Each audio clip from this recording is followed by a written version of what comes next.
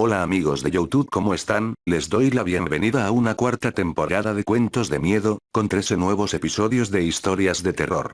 Pueden de igual forma, ver mis otros videos donde hablo de diversos temas, y algunas temáticas interesantes. También los invito a visitar mi otro canal, donde encontrarán videos especiales de 1 hora de terror. El link como siempre se encuentra en la descripción, junto con mis redes sociales. Si quieres un saludo solo dale con el pulgar arriba, comenta mis videos, o dame like en Facebook que yo te saludaré en el próximo que suba. Como lo dije en mi otro canal anteriormente, tengo pensado publicar una historia de terror propia en cada video, y pueden mandarme algunas sugerencias por mensaje privado en mi página de Facebook, o también en la caja de comentarios. Muy bien amigos, los dejo con las historias. No, esto no es otra creepypasta sobre un cartucho de juego maldito, o encantada. Esta es una especie de advertencia. Hace menos de 2 días, el sábado por la mañana, mi mejor amiga Alicia me despertó con unos 7 u 8 mensajes de texto implorándome para descargar un nuevo juego de realidad aumentada para Android, llamado Pokémon Go, y yo no estaba realmente interesado, ya que siempre muchos se vuelven adictos a estos juegos tontos, y terminar gastando paga de una semana en microtransacciones dentro de 20 minutos. Además, sé muy poco acerca de Pokémon. Mis conocimientos sobre esas cosas me recordaban personajes como Pikachu, el pueblo Paleta, el pueblo Lavanda, y el equipo Rocket, obtenidos de la observación de esos dibujos animados que yo observé unas cuantas veces en los últimos años 90, pero eso es todo. Siempre pensé que era solo un montón de criaturas aleatorias que saltan alrededor, y que disparan rayos no aptos para epilépticos, mientras que un chico con una gorra de béisbol es sobreestimulado. Todo esto me recuerda a una muy intensa fiebre jugabilística que se produjo en los años 80 con Mario Bros, y la verdad no había jugado ninguno de sus juegos, ya que nunca he tenido una consola de Nintendo. Pero fui a Facebook, y se sorprendió al ver un montón de imágenes que Alicia había compartido de su manera de jugar el juego, lo cual es inusual ya que normalmente no es el tipo de persona que se vuelve loca en las redes sociales, y con actualizaciones constantes.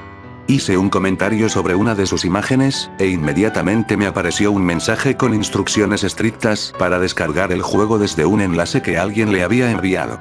Así que para callarla tanto como cualquier otra cosa, me puse a seguir sus instrucciones paso a paso, que consistía en descargar el juego a una PC, desde aquel enlace. Luego mediante un cable USB, para transferir el juego a mi teléfono. Le pregunté por qué no podía simplemente usar la aplicación Store, o Google Play, a lo que ella me dijo que el juego no había sido oficialmente lanzado en el Reino Unido. Sin embargo, y de todos modos, el juego era tan popular que los servidores estaban constantemente saturados. También me dijo que la versión del juego que había obtenido era una beta bien rara, que contenía algunos errores extraños, pero que le valió la pena que haya sido 2 de las primeras personas en el país para poderlo jugar. Había un montón de comentarios sobre sus imágenes en Facebook de la gente, entre esos habían preguntas de cómo se podía obtener este juego en el Reino Unido. Por lo que ella se sentía emocionada en ser una de las primeras personas en llegar a poseerlo. Me dijo que había una cierta versión de Pokémon en el Reino Unido, pero que solo se podían atrapar a estos bichos en ciertas partes del país, lo que me empezó a motivar también en querer obtenerlo, ya que eso igual significaba para mí una especie de ventaja inicial, para desarrollar mi colección de juegos raros. Debo confesar sí que nunca he sido muy bueno para recoger cosas, a diferencia de Alicia que le encantan esos juegos algo estúpidos sin sentido, y de ser además una experta en malgastar memoria de su celular descargando aplicaciones inútiles. Finalmente me animé y bajé el juego, total dije después, si esto no me llega a gustar, simplemente lo podía desinstalar, y ya. Luego de eso, abrí el juego y empecé a jugarlo, aunque por otro lado no lograba comprender cómo las personas llegaban a extremos de obsesionarse tanto jugándolo. Pues bien, aquellas cosas que yo mismo criticaba terminaron seduciendo mi curiosidad jugabilística, lo que muy pronto yo también, me estaba adentrando en el juego, y caminando por las calles con una especie de anticipación febril, rezando para que mi teléfono me avisara a la localización de alguna de esas criaturas virtuales para capturar, o fuera el timbre para que me haga saber de un Pokémon aún más cercano. Estoy asumiendo que cualquiera que escuche esto va a conocer las bases de Pokémon Go, y probablemente ya dentro de poco tiempo ya muchos van a poseer este juego, así que me ahorraré los detalles de cómo funciona todo. Lo que me parecía sumamente extraño, era que el juego no me permitía registrarme con mi propio nombre, y la característica donde uno se puede diseñar su propio avatar estaba inservible, dejándome otra opción que podría utilizar. Luego en el instante en que entré a usar esa opción, había un personaje que se parecía al de Alicia en el País de las Maravillas. No sabía qué diablos estaba ocurriendo, si esto era una broma, o se trataba de una extraña coincidencia, teniendo en cuenta el nombre de mi mejor amiga, de manera que no me quedó otra alternativa que elegir el personaje. En el medio del camino cerca de mi casa, pronto me encontré con una de esas cosas, la había capturado, era mi primera bestia salvaje, que es un concepto bastante cruel si se piensa en ello. Y así fui atrapando más de estos bichos, recorriendo varias calles por la ciudad. En verdad no estaba completamente seguro de lo que estaba haciendo, pero el juego parecía bastante simple, y a prueba de idiotas. Al igual que todos estos juegos, que te mantiene enganchado por medio de incentivos constantes de puntos a medida que ganabas experiencia, hasta que con todo lo que había jugado esa tarde subí de nivel 2 veces. Al poco tiempo, logré avanzar hasta el nivel 5, que es donde se pueden introducir gimnasios Pokémon, que parecen ser los edificios asignados al azar. El único en mi ciudad era una biblioteca pública que estaba cerrada los fines de semana, así que no era realmente una gran cantidad de uso. Mi Pokédex estaba creciendo bastante, a medida que yo seguía alistándome para tirar más Pokébolas, y cazar la mayor cantidad posible de esas cosas. Sin embargo, pronto me di cuenta de que casi todos los Pokémon que debía atrapar en ese momento, se encontraban en lugares extraños y peligrosos, al igual que en medio de una calle muy transitada, o en el nivel superior de un edificio de varios pisos, muy cerca del borde. Supuse que podría haber sido una pequeña falla de los diseñadores del juego, que debían corregir. Más tarde, decidí entrar a mi Facebook, no dejaba de comprobar el increíble progreso de Alicia como jugadora en el muro de su perfil, ya que ella estaba publicando actualizaciones, literalmente, cada 5 minutos. Maldije su buena suerte, como ya había cogido de a 8 Pokémon en tan poco tiempo, y sentí una extraña sensación de rabia y celos, solo porque ella se tambaleaba a través de las cosas más rápido que yo. Ella había encontrado un Bulbasaur, en una viga suspendida en un sitio de construcción ocupado, y un Butterfree, en un andamio alrededor de un viejo edificio abandonado que iba a ser demolido. Al principio nos mandaríamos mensajes unos a otros, con información actualizada sobre nuestro progreso, pero esto pronto se detuvo repentinamente sin explicación. Empecé a navegar exclusivamente a través de la pantalla de mi teléfono, sin prestar atención al mundo real a mi alrededor. Ya estaba poniéndome medio loco de ansiedad, mientras esperaba que mi teléfono se pusiera a zumbar con la noticia de un nuevo Pokémon cerca. Estaba sudando, y murmurando para mí mismo, haciendo que algunos transeúntes se acercaran a mí a preguntarme si estaba bien, pero no les hice caso. De pronto, mis pies me empezaron a doler por todo lo que caminé durante el día, pero aquello no me importaba. Nada más me interesaba que la captura de todos ellos. Se suponía que debía estar trabajando al día siguiente, pero llamé por teléfono a mi jefe, diciéndole que no podía ir a trabajar con la excusa de que me sentía muy enfermo. Normalmente no soy un muy buen mentiroso, no obstante, yo estaba tan desesperado por jugar mi nuevo juego, que mi actuación fue impecable. Luego recibí una llamada de un amigo, preguntándome por Alicia, si acaso yo la había visto ese día, ya que decía sentirse preocupado por ella, con lo que me sentí un poco molesto por esa interrupción, y le dije que no tenía idea. En verdad, solo quería ponerle fin a la conversación, así que simplemente colgué. Segundos más tarde, mi teléfono sonó de nuevo con otro Pokémon en medio de una rotonda, y yo estaba de nuevo ahí, sumergido en mi propio y pequeño mundo de fantasía. Comencé a recibir mensajes de varias personas, pero no leí ninguno de ellos. Mi otro amigo Tommy me estuvo llamando varias veces, pero ignoré todas sus molestas llamadas, y yo no quería ningún tipo de distracción. Sin embargo, a medida que fue pasando el tiempo, ya fastidiado con la afluencia constante, abrí mi bandeja de entrada. Los 3 últimos mensajes eran de Tony, y eran todos bastante similares. Parecía que Alicia iba vagando en medio de una autopista congestionada, causando un accidente, haciendo chocar un vehículo contra la valla en torno a una central de reservas, para que luego otro coche lo impactara en la parte posterior. Sin importarme lo ocurrido, volví a colgar, ya que me molestaba enormemente que me interrumpieran en mi juego. Mi teléfono sonó de nuevo, pero yo realmente no estaba interesado en quién me llamaba. Sin embargo, decidí esta vez contestar pensando que si lo hacía me dejarían de molestar con sus llamadas. Era Tony, estaba llamando desde el hospital, en donde Alicia había sido trasladada, y que según él, los médicos de urgencia lo único que le decían era que se mantenía estable dentro de su gravedad, y que no le permitían verla. Él y algunas otras personas, habían ido a buscar a Alicia, y a mí, ya que ninguno de los dos había vuelto a nuestras casas la noche anterior. Tony, había rastreado a Alicia usando sus más recientes fotos publicadas en su perfil de Facebook sobre su experiencia en el juego. Luego de eso, sus últimas publicaciones habían sido con menos frecuencia, para que finalmente saliera un texto incluido muy difícil de entender, y con frases un tanto incoherentes. Después Tommy me dijo que se le apareció una secuencia de imágenes, tal cual como la clásica serie de los dibujos animados Pokémon, con la típica canción oficial de fondo. Había localizado a Alicia caminando por un lado de la autopista, él le gritó que se detuviera, que era muy peligroso que circulara por ahí, pero ella no se inmutaba, aparentemente se veía como poseída. De manera que fue tras ella lo más rápido que pudo para alcanzarla, pero segundos antes de que lograra llegar a tomar su mano, Alicia corrió cruzando de repente en el camino de 3 carriles de tráfico.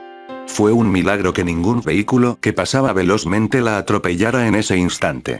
De esa forma, Alicia provocó un multichoque en la autopista, quedando los coches completamente destrozados con al menos 7 personas heridas con mediana gravedad, 2 víctimas fatales, y con otras 3 en estado crítico en el hospital local. También Tommy me dijo que el cuerpo de una mujer que se encontraba en el asiento delantero de su auto, había sido lanzado directamente a través de su parabrisas, para luego rebotar, y rodar durante unos 20 metros a lo largo del asfalto.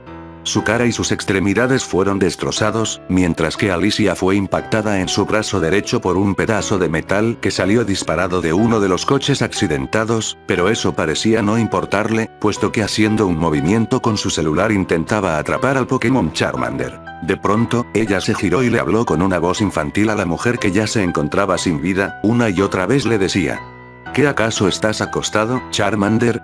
¿Por qué no te pones de pie? ¿Por qué no te puedo capturar? ¿Por qué no puedo atrapar? Cuando la patrulla de la policía y la ambulancia llegaron unos minutos más tarde, se dirigieron donde estaba Alicia, que al parecer también se había lesionado su otro brazo en algún momento durante el fin de semana, seguramente en su intento de capturar otro Pokémon. Fue puesta en una camilla, para meterla a la ambulancia junto con los demás heridos.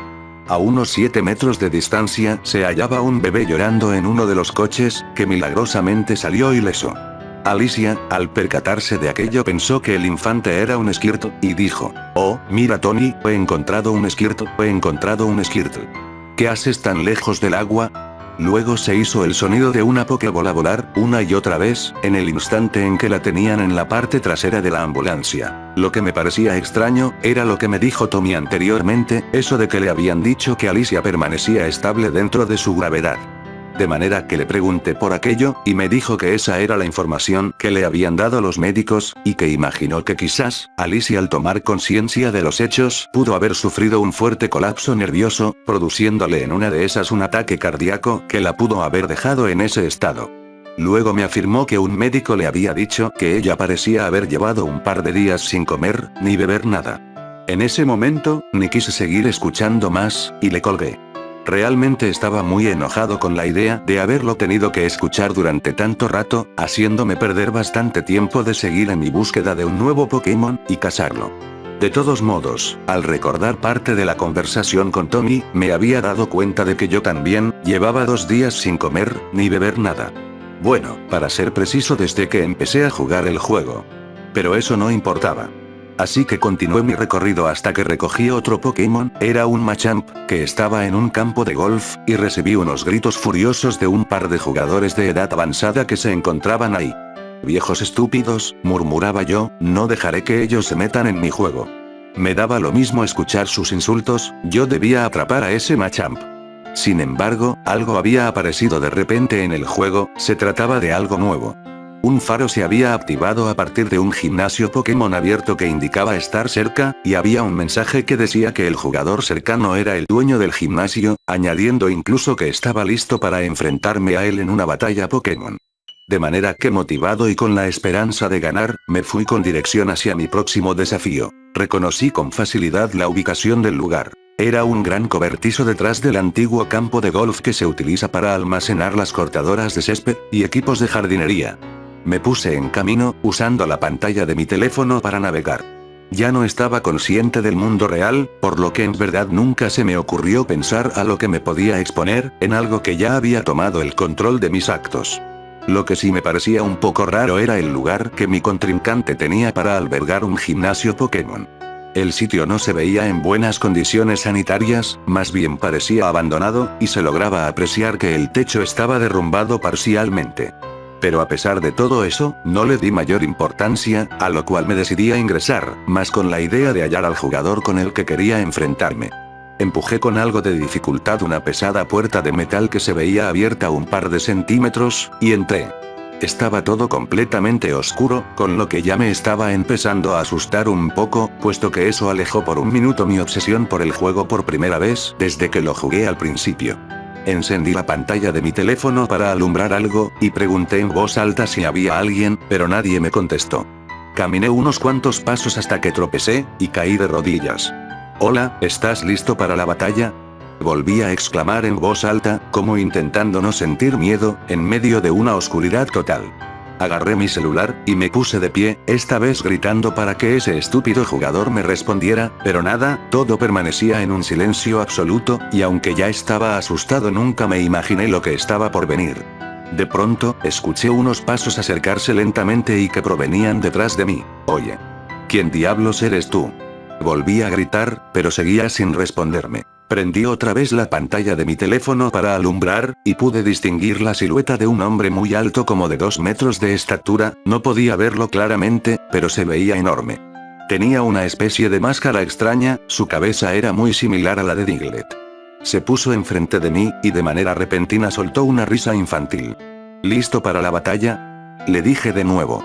No obstante, el sujeto se quedó mirándome sin pronunciar ni media palabra. Justo en ese momento pensé de que la falta de alimentos me estaba empezando a pasar la cuenta, puesto que creí que todo eso me estaba sugestionando. Sin embargo, el sujeto comenzó a moverse, y emitió un rugido que heló mi sangre, y con una voz demoníaca me pregunta: «¿Estás listo para la batalla?». Estaba aterrado, e intenté salir corriendo con dirección hacia la puerta de metal, pero en mi intento desesperado por escapar volví a tropezar y caerme. Yo gritaba de terror, al ver cómo el hombre se acercaba a mí. De todas formas, sabía que por más que gritara eso no me ayudaría en nada, ya que nadie me escucharía para prestarme auxilio. De pronto, el hombre exclamó un gruñido, y me dijo: «Tú no eres Alicia. Dime dónde está Alicia». En ese momento, invadido por el pánico, no supe qué responderle, ya a esas alturas no me importaba el juego, solo deseaba salir de ese espantoso lugar con vida, y volver a ser el hombre que era antes. Reflexioné sobre lo que le había sucedido a la pobre de Alicia en esa autopista, y sentía rabia conmigo mismo por haberme dejado dominar por un simple juego. Te hice una pregunta. «¿Dónde está Alicia?», me decía con una voz aún más siniestra, mientras se deslizó hasta quedar a escasos centímetros de mí. «Tuvo un accidente en la autopista y está grave». «¿Cómo es que la conoces?», le grité. «Se nota que tú, al igual que ella, les falta mucha práctica en el juego». Yo le dije a Alicia que por ningún motivo debía compartir ese enlace con nadie. «Si no me estás mintiendo, pues ahora esa chica idiota tiene lo que se merece», me exclamó. De repente, y con una velocidad sobrehumana, se abalanzó sobre mí en un lapso de un segundo. Creí que el sujeto me asesinaría, sin embargo, mientras me sostenía del cuello, se quedó observándome por unos segundos, prendió mi celular, lo puso en mi cara indicando con su dedo el icono del juego, miró hacia atrás, y me arrojó con gran fuerza para llegar a golpearme la cabeza contra el suelo, y antes de quedar inconsciente, lo último que alcancé a oír fue una frase que me dijo: «Este es un juego bastante adictivo». Cuando desperté estaba en la oscuridad total. No sabía cuánto tiempo había pasado desde que perdí el conocimiento, hasta ese instante en que recibo un mensaje de mi teléfono que decía: «Debiste registrar el juego». El mensaje no tenía número remitente, la fecha y hora de mi celular habían desaparecido, no solo eso, sino que todas las aplicaciones incluyendo el juego.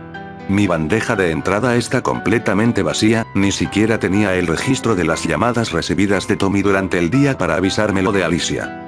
No estaba consciente de la hora, pero para ese entonces me percaté al mirar por una pequeña ventana entreabierta que ya había caído la noche. Empecé a llorar por todo lo que le pasó a mi amiga Alicia, por no haberla ido a ver, y apoyarla en el momento en que más me necesitó. Todos mis progresos que había adquirido en el juego ya los perdí, pero ya no importaba nada, apenas lograba mover mis extremidades, pero no tenía la fuerza suficiente para poder levantarme. De pronto, escucho unos pasos venir, era aquel espeluznante hombre que se puso enfrente de mí, sonriendo y dejándose mostrar con su escalofriante máscara. Repentinamente estira su brazo sosteniendo un celular, ese era el teléfono de Alicia. Lo reconocí de inmediato por la calcomanía de Pikachu, pegada en la parte posterior. De ahí no recuerdo más que ver salir del aparato una Pokébola, para luego caer frente a mis ojos, abrirse en el suelo, y encandilarme la vista con una potente luz.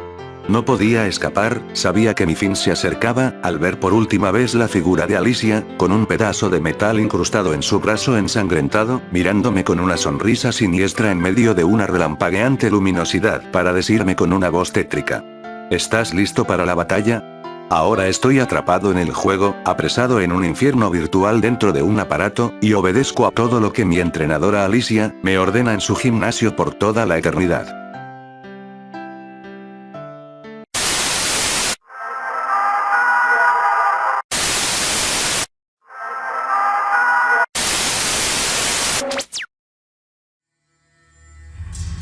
La Revolución Mexicana fue una etapa convulsa para nuestro país, más allá de motivos y bandos, de héroes y villanos. Pensemos un momento en toda la Revolución Mexicana, fue una etapa convulsa para nuestro país, más allá de motivos y bandos, de héroes y villanos. Pensemos un momento en todas las personas que sin ser de ningún bando, ni de los alzados, ni de los odiados aristócratas, pensemos en la gente común, en la mayoría en los que más sufrieron las verdaderas consecuencias de esa guerra.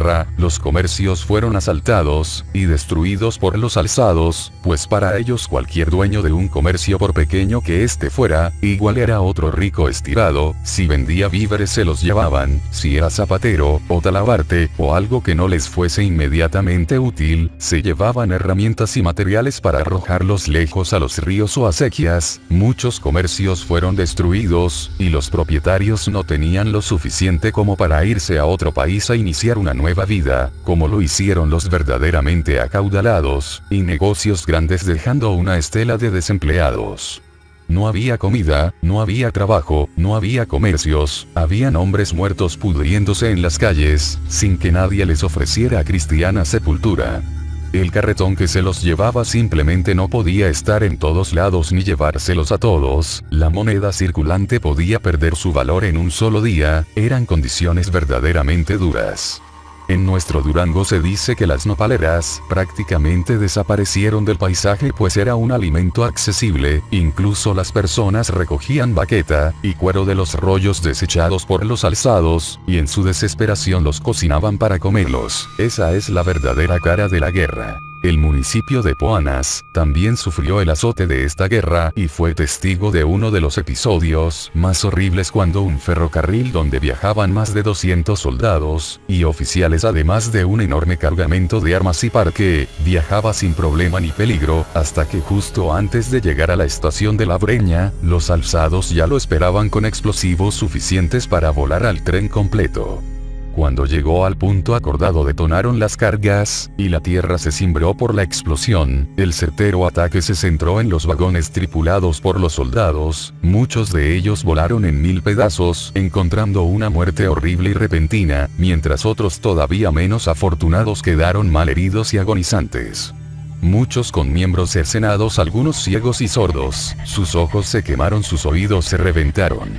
Entre alaridos y súplicas, se arrastraban alrededor de los despedazados vagones del tren. Los alzados se apresuraron a robar en el parque y las armas que pudieron tomar. A todos los sobrevivientes que encontraban a su paso los mataban con crueldad, aunque ya no representaban ninguna amenaza.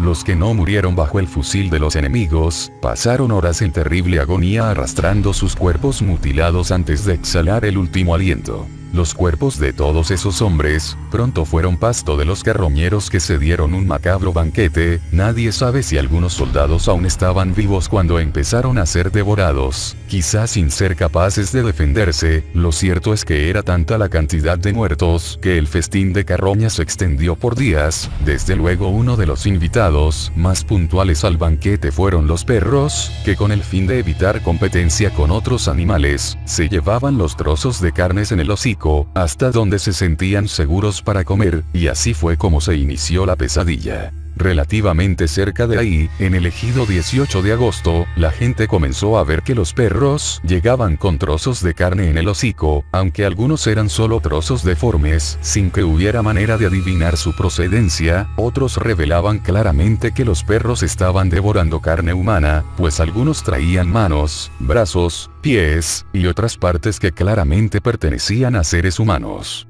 Rápidamente el horror cundió por la pequeña comunidad, los pobladores horrorizados veían que los perros devoraban la carne hasta dejar limpios los huesos que lamían, y mordisqueaban solo un poco, pues rápidamente iban al lugar de la tragedia y regresaban con un nuevo trozo de carne. A pesar del escalofriante espectáculo, hubo quien pudo observar que un perro que venía cargando en sus fauces un brazo de alguno de los desafortunados soldados, el miembro aún estaba semicubierto, pues conservaba un jirón del uniforme roto y quemado en el antebrazo, y en su muñeca brillaba un destello amarillo de una esclava, y en uno de los 3 dedos que conservaba la mano había un anillo de oro coronado con un rubí.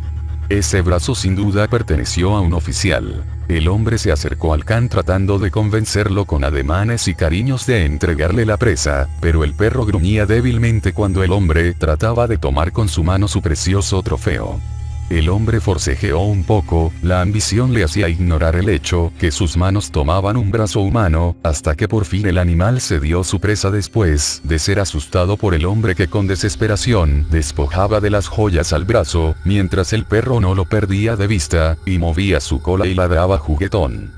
Una vez que el individuo tuvo en sus manos la esclava y el anillo, dejó caer el brazo con cínico desdén, y el perro se abalanzó de nuevo sobre él, y se alejó deprisa para poder devorarlo. Por supuesto, esta acción no pasó desapercibida por los demás, que disimuladamente empezaron a revisar las demás partes sin ningún éxito, pero ya se había prendido la chispa de la ambición, por lo que algunos de ellos disimuladamente se perdieron entre los matorrales con rumbo hacia el lugar de la explosión. Después de mucho caminar, los primeros pobladores llegaron al lugar y no pudieron evitar sentirse horrorizados por el macabro paisaje. Ahí estaba el tren descarrilado, la locomotora yacía sobre un costado lo mismo que el vagón siguiente, 3 vagones siguientes habían volado en pedazos, y sus restos estaban sobre la negra marca de la explosión, que había destruido todo, incluso la vía. El siguiente vagón estaba quemado y semi-destruido, el siguiente volteado, y los 2 últimos, que eran los que transportaban el arsenal, eran los que estaban en mejores condiciones. El golpe había sido perfecto, el tren se destruyó por completo, y yacía como un coloso derrotado. Los oficiales y el grosso de las tropas habían recibido el impacto y muertos despedazados de inmediato, las partes de sus cuerpos esparcidas en cientos de metros a la redonda. Habían cuerpos mutilados con huellas de haberse arrastrado en terrible agonía, y muchos otros cuerpos de los sobrevivientes habían sido abatidos a tiros por los perpetradores, una espantosa masacre que dejó cientos de hombres muertos, y que habían sido pasto de las bestias que rondaban todavía el lugar. Por si no fuera suficientemente horripilante, el hedor circundante se esparcía por todo el lugar, pero a pesar de esa peste a muerte, de las bestias que rondaban y de los cientos de cuerpos regados, la ambición de los hombres fue mayor, y también ellos se convirtieron en carroñeros, pero no de carne, sino que hurgando entre los cuerpos mutilados buscaron cadenas, anillos, medallas, incluso pudieron encontrar utensilios de plata que seguramente venían en el vagón comedor. Poco a poco se acercaron más pobladores, y ya sin temor ni mucho menos respeto, en pocas horas peinaron la zona recogiendo cualquier cosa remotamente valiosa. Debido al estado de guerra en toda la nación, no hubo ningún destacamento militar que fuera a recoger los cuerpos, y desde luego los pobladores no se preocuparon por sepultar a los difuntos. Pasaron semanas, y poco a poco el hedor se disipó, y al cabo de los años la vía se reparó, retiraron los restos del ferrocarril, se retomaron las rutas, finalizó la revolución, el país tomó su rumbo y la tragedia simplemente se olvidó, al igual que muchas otras que sucedieron en ese periodo. Muchas décadas después, la estación de La Breña quedó relegada a solo una parada ocasional, cuando las personas de los poblados aledaños, particularmente las del 18 de agosto, necesitaban abordar el tren, debían caminar una gran distancia hasta el campamento militar para que ellos se encargaran de hacer la parada al ferrocarril. Ellos encendían 2 fogatas a 200 metros de la estación, para que el maquinista mesurara la velocidad, y poder detenerse en la estación, la cual tenía señales de luz hasta su desaparición de la noche. Entre los matorrales que estorbaban el improvisado camino, se escuchaban claramente las súplicas de ayuda, los gemidos lastimeros, y los gritos agónicos. Cuentan que algunos desentendidos de lo que sucedía, se internaban siempre que era necesario tomar el tren. La gente procuraba organizarse para no recorrer el trayecto en soledad, había quien prefería andar ese trayecto de día, sin importar las horas que debía esperar en el campamento, pues las corridas que pasaban en ese punto eran nocturnas, y el trayecto tenía fama de estar embrujado.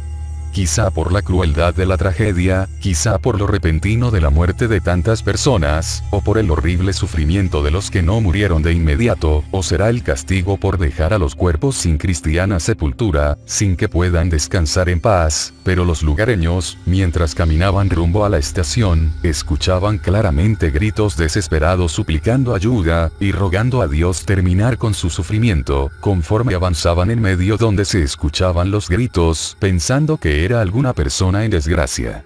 Sin embargo, conforme se acercaban se escuchaban cada vez más lamentos de más personas, hasta que se convertía en un sonido multitudinario ensordecedor, como si las ánimas sintieran la cercanía de un ser vivo, y clamaran con mayor vehemencia buscando terminar con su suplicio. Por eso nadie se atrevía a andar solo en la noche por ese camino, por eso las personas ignoraban los sonidos lejanos, y si los escuchaban con mayor claridad tapaba sus oídos, y aceleraban el paso, pero aun si llegaban sin incidentes al campamento de la estación, muchas veces se repetía un fenómeno. Mientras las personas esperaban el tren, se escuchaba a lo lejos el silbato, y al poco rato se podía ver el enorme faro en la oscuridad de la noche. Conforme se acercaba se escuchaba el sonido de la máquina, la luz se acrecentaba, los militares agitaban sus lámparas, la gente se levantaba de sus improvisados asientos, y preparaban su equipaje. Pero el tren nunca llegaba. Cuando se aproximaba a cierta distancia, ya no se acercaba más, y al cabo de unos momentos la gente entendía que era el tren fantasma, ese que nunca llegó a la estación de La Breña, ese que causó cientos de muertes, ese que repite una y otra vez su último y trágico viaje, como si tratara en cada intento evitar la terrible tragedia. Muchas veces, muchas personas lo vieron, pero ahora que ya no existe el tren de pasajeros, que muchas de las vías ya se han levantado, y las que quedan están en completo abandono, sería muy interesante saber si aún es posible ver al tren fantasma.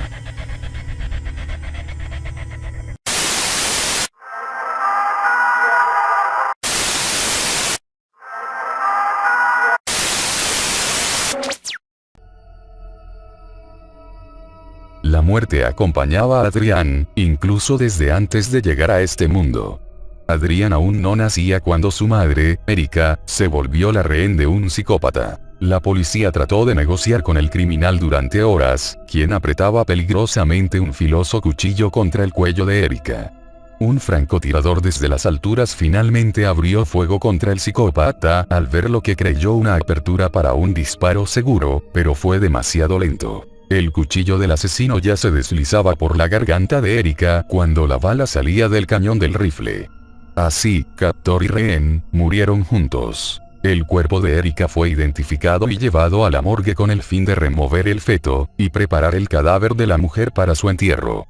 Grande fue la sorpresa del morguero cuando al retirar el feto, este lloró, contradecía toda lógica, la mujer llevaba varias horas muerta, el bebé debería haberse asfixiado hace mucho.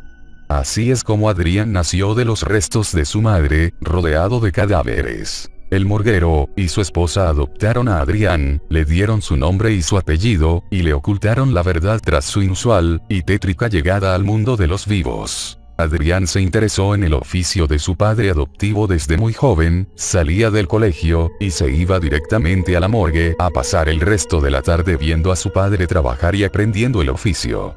Nunca tuvo muchos amigos, y aunque era bien parecido, siempre ahuyentaba a las muchachas con sus tétricas anécdotas. Cuando Adrián estaba por cumplir los 13 años, se dirigía como siempre después de clases a la morgue.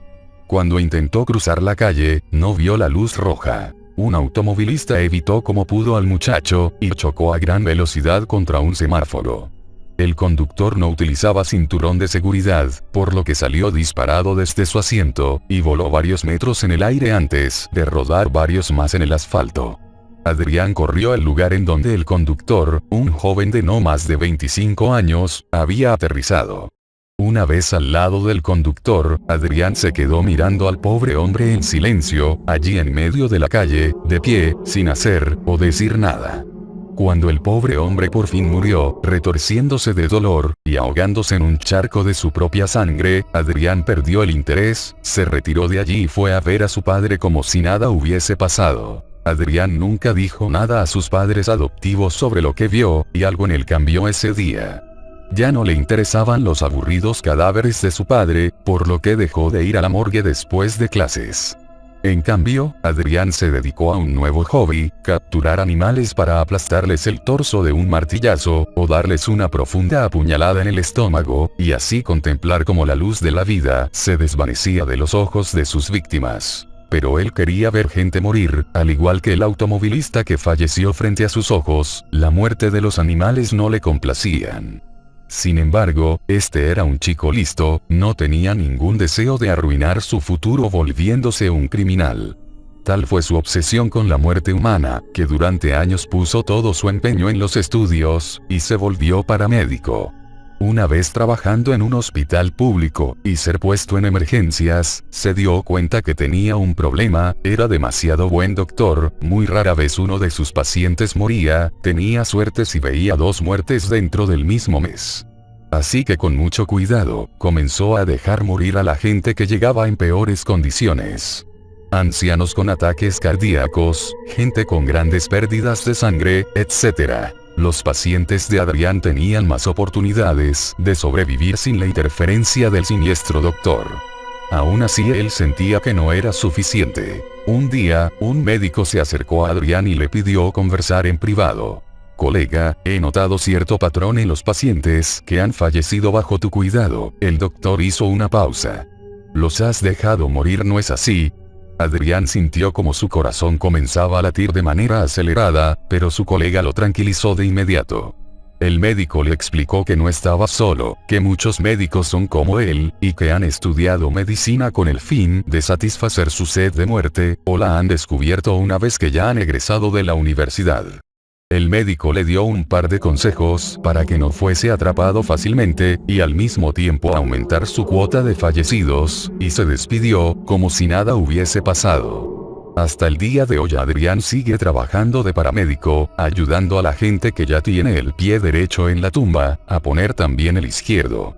Algo más que es necesario agregar a esta historia, es que Adrián desde el día que mantuvo la conversación con su colega, tuvo mucho cuidado de no caer enfermo o lesionarse, pues ya sabía que el término, matasanos, era más serio de lo que cualquiera de vosotros imagináis. Seguid el ejemplo de Adrián, y cuídate, nunca sabes si tu doctor espera con ansias, a que le des una oportunidad para poder acabar con tu vida.